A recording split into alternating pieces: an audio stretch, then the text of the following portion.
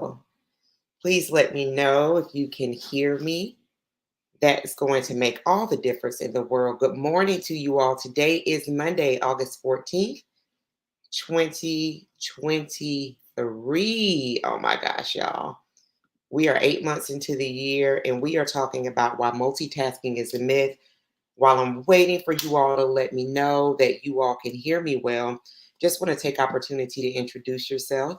I am streaming live across 4 social networks. So if you're seeing me on IG, good morning to you. If you're watching me on my YouTube channel, good morning to you. On LinkedIn or Facebook, good morning to you. It's very, very great to be with you this morning. We're going to be talking about why multitasking is a myth. And I am Erica Savage, your celebrity lifestyle wellness coach and consultant. The work that I do really helps folks to burn the cape and to create a sustainable lifestyle of wellness. So that is exactly what my goal is to do. And so in today's live, we've been doing this since last Monday because, hey, good morning. I'm so glad I've got people joining and saying good morning. It's so good to see you all across these platforms. So if you see my head going back and forth, I am making sure that I'm saying good morning to everybody that's joining. And so that was an alarm going off because I keep alarms on my phone. Today's topic, why multitasking is a myth, is really interesting as I am streaming across several platforms. August is National Wellness Month, and I'm glad that we have this time period as we kind of start exiting out of summer, move into autumn, fall, into the winter months, because usually during those months, the later months of the year, is when people really start paying attention a little bit more to themselves. We are surrounded by family and friends as holidays approach. And what we're oftentimes faced with is looking at our own life, our own lifestyle, depending on where you live, what region that you're in. Sometimes you may not get as much daylight. It's a lot more darker. So people suffer from seasonal depression, things of that nature. So August is a really good 31-day month to really focus in on wellness, which is not just hair, nails, some of the things that have really been placed in front of us to say that this is a sign that you're being good to yourself, that you're engaging wellness. And if those things make one feel good, then continue to do that. But it also falls in mind, body, and spirit. So we want to be really, really um, tuned into that. And so multitasking, why multitasking is a myth. So as you all know, prior to me moving into the wellness space full time as a coach and consultant, before that I was a political executive. I still do media, but you definitely saw me in media spaces very heavily. That was shifted after, while I was traveling for work, I was hit twice by an 18-wheel truck, rendering me a polytrauma patient. And of the injuries that I sustained, the most significant one being a moderate brain injury.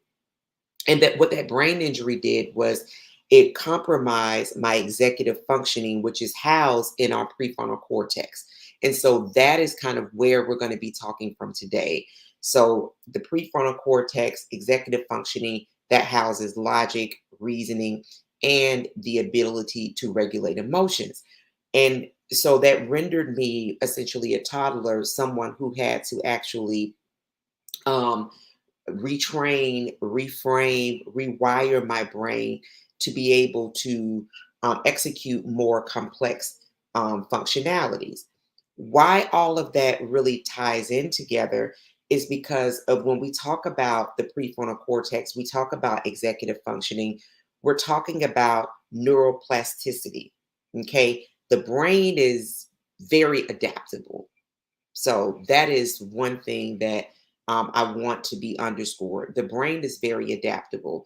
So the work that I did with my, at that time, 9 practitioners, in order to move up to a place where I was able to develop my speech again, where I was able to be watch television again, able to read again, required me actually rewiring, conditioning my brain back to that functionality, the emotional piece, being able to regulate my emotions because I mentioned that my functionality was that of a toddler for a period of time. When we think about toddlers, what comes to mind?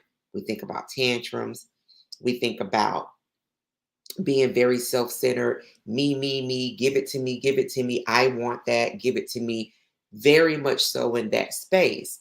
So I'm saying all of these things to really lay the groundwork around multitasking. So, would you believe that multitasking actually compromises your emotional management, prefrontal cortex, right? Would you also imagine that it impacts our ability to concentrate, to focus, prefrontal cortex, right? And then also thinking about the creative piece. Would you imagine that multitasking actually impacts our ability to be creative? Because what we've been conditioned to believe, so when we think about the 20th century where there was an introduction to cinema, cinema was in black and white, there was then the introduction of television, radio was in homes, right? Then there's the introduction of television. If a family was able to have a television in their home, it would probably be one television.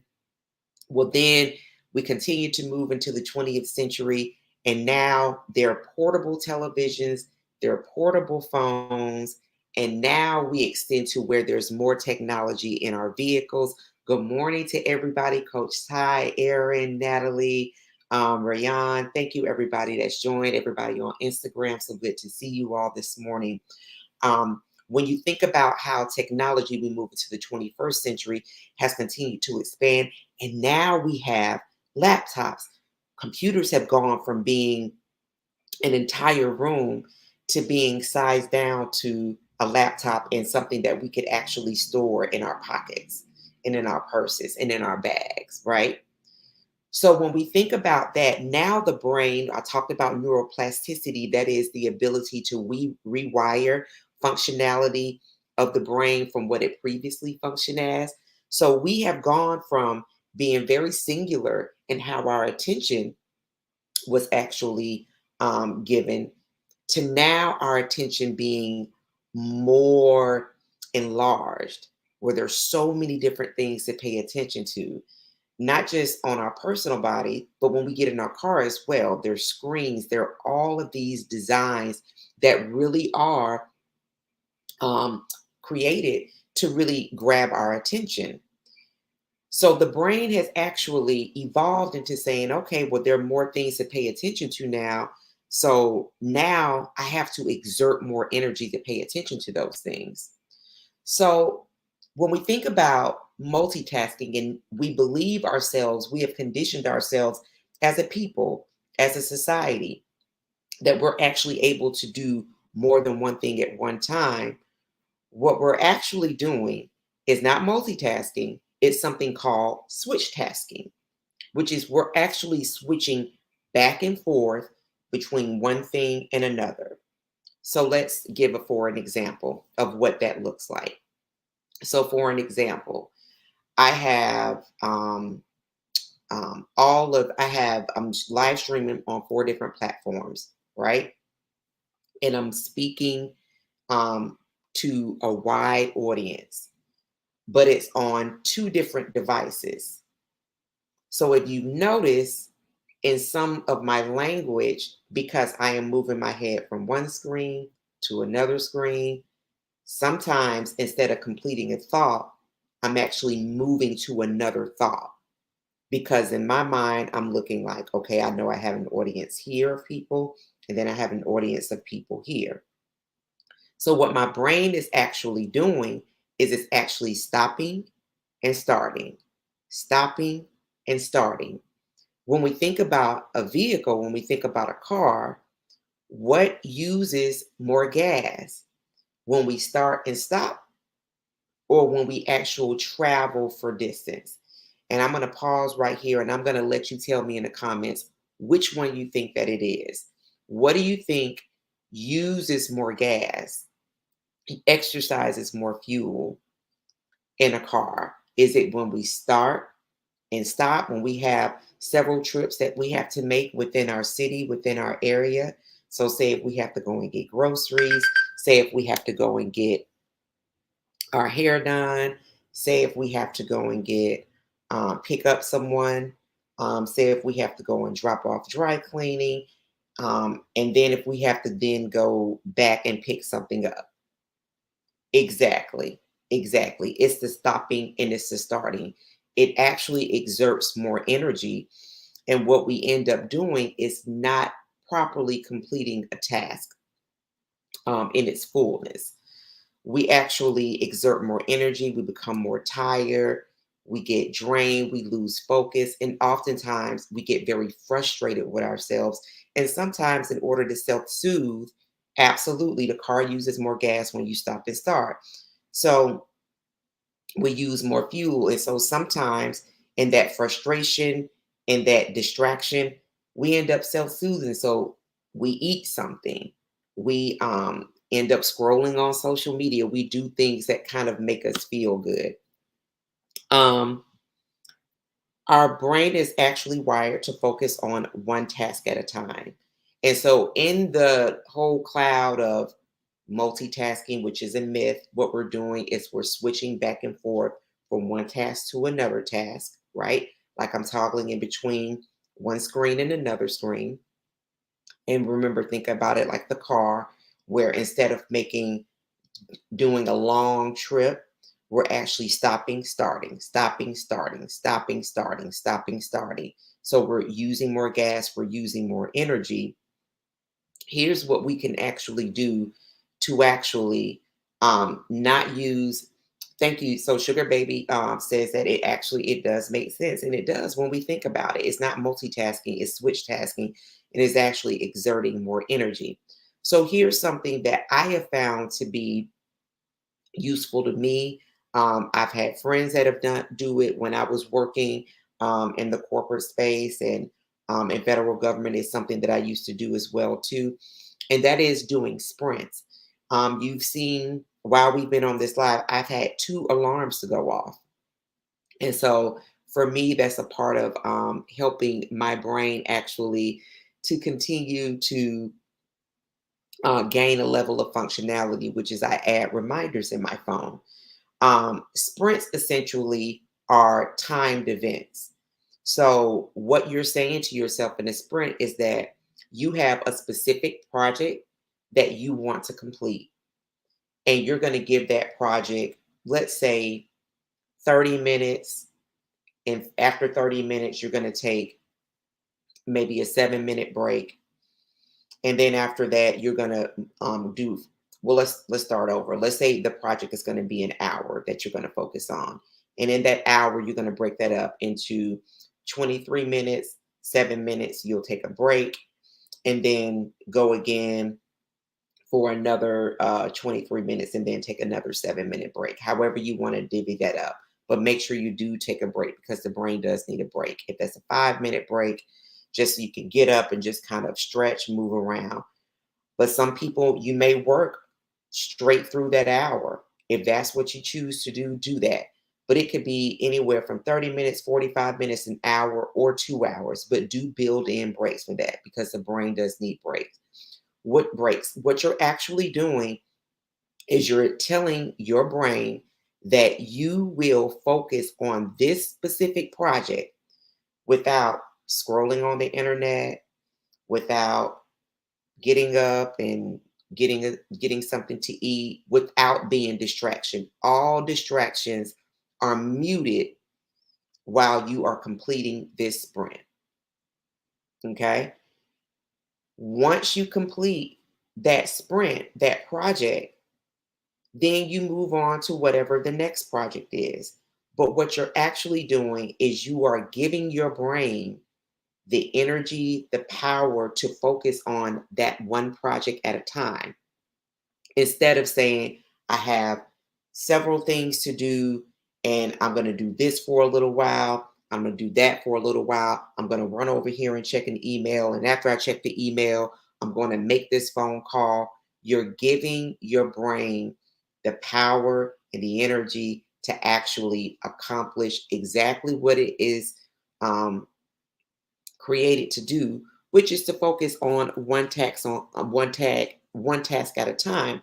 Because essentially, when we're trying to focus on several tasks at one time, we're actually um, doing damage to our memory. When you think about it, if you're a parent or in a work environment and you have several things that you're trying to accomplish at one time, how many times do you actually forget something within that pool of tasks that you have to do? Good morning to everyone. Thank you so much for everyone that's just joined. So good to see you all, right? Think about that. Think about it.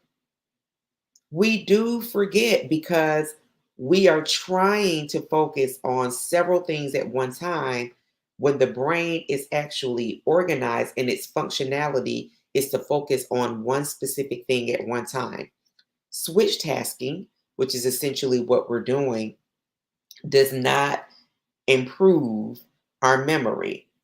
Focusing on what we're actually doing actually improves our memory because what we're essentially saying to our brain is this is our focus, this is what we're giving our energy to, this is what is important at this time, right? It's the same thing as thinking about what uses less gas. That's driving for distance rather than starting and stopping, starting and stopping. Again, when we're creating the situation where we're switch tasking, not only are we impacting our memory, but then we're also creating a habit of distraction. Have you been on the phone with someone and you can immediately tell when they're not paying attention to your conversation and they're doing something else? It's noticeable. It is very, very noticeable. So, um, want us to think about a few things as we get ready to end this live. And thank you, Coach Beverly Johnson, for joining. Good morning to you, Mr. Diller. I'm really glad, KA Beautiful Flower, that you feel that this is really, really good information because it is. It is important for us to know. And this is not new research. This is research that you can find through the Yale School of Management. This is research that you can find in NIH, National Institutes of Health. It's been written about in Forbes. It has been written about through NPR. Psychology Today has definitely written about it, and it goes back decades. So it's not something that is new, not something that's catchy. It is the science behind what our brains actually can do. And it is an amazing, amazing organ. I know it for myself. Watching my body heal has been over these past 2.5 years has been absolutely amazing. And even with everything that I've learned and what science is yet learning about the brain, because it is a very complex organ, it is essential to understand that even in all that we are able to do as divine and as wonderful creative beings, that we are still yet limited. And limited not meaning that there are not amazing feats that we were not created and have not and will accomplish. What it is saying in our limits is that is a good thing. Boundaries are good things. And understanding that we actually, when we use the energy provided for that, when we use the energy provided um, to focus, that we can achieve even more powerfully things. Coach Johnson said she was boiling eggs one morning and got distracted. The eggs exploded and were all over the kitchen. Multitasking does not work. Thank you, thank you, thank you for sharing that. It absolutely does not work. And when you notice that when you focus and you complete a task, how good that feels and how much more you're able to remember when you actually work from that space. I know that in my own rebuilding, rewiring my own brain, reframing my brain, I have been, I am more sensitive and more attuned to the singular. And it has made me a better listener. It has made me a better person overall. And I'm really happy for that. I also share with clients, people writ large, and in corporate environments that no one needs to sustain a brain injury to learn what I've learned.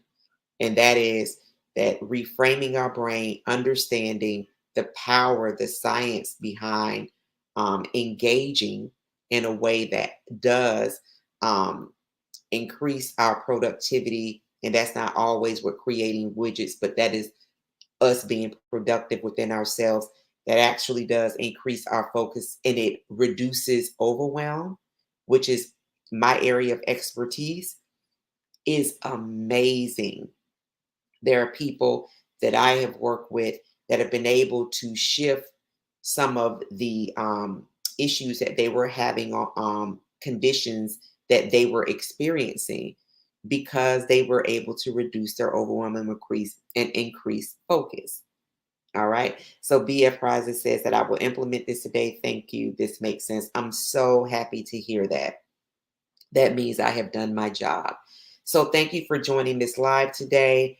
If you have not RSVP for Navigating the Unseen, which will be coming up this Sunday, August 20th at 5 p.m. Eastern Standard Time, I highly recommend that you please do that. Go to the reframedbrain.com. That is the reframedbrain.com. And when you go there, it'll be the first thing that pops up, particularly if you are looking to, if you are looking, excuse me, to um, RSVP from your cell phone, the reframebrain.com, you see RSVP and you can RSVP there. I really want to see you there because BF Prizes said that they will implement this today. There's many other things that I'm definitely going to be sharing as we talk about navigating the unseen. It is these types of things that absolutely do influence how we engage not only one another but ourselves. When we learn how to engage ourselves differently, we are so much better to everyone else. So I want to say thank you all for joining me on this Monday morning. I'll be back next Monday, 9 a.m. Eastern Standard Time, with another really good topic for us to engage, something that you can implement as well to ensure that you are living a fuller, a better, and more well life. Please go to the reframebrain.com to RSVP for Navigating the Unseen. It is an online conversation that will be this Sunday at 5 p.m. Eastern Standard Time. I am Erica Savage, your celebrity wellness lifestyle coach, encouraging everyone to take care and to be well. Thank you so much. And I hope to see you. I'm so glad that you enjoyed. I really do appreciate this. And please do share this broadcast. Send it to someone. Let someone know this information because we want people to be well. I know I absolutely do. My experience that I have been having over this past 2.5 years has really been has been life changing, and for that I am forever grateful. I am so thankful that each of you all took opportunity and time to join. And take care. Have a good remaining rest of your day. Be well, everyone. Bye bye.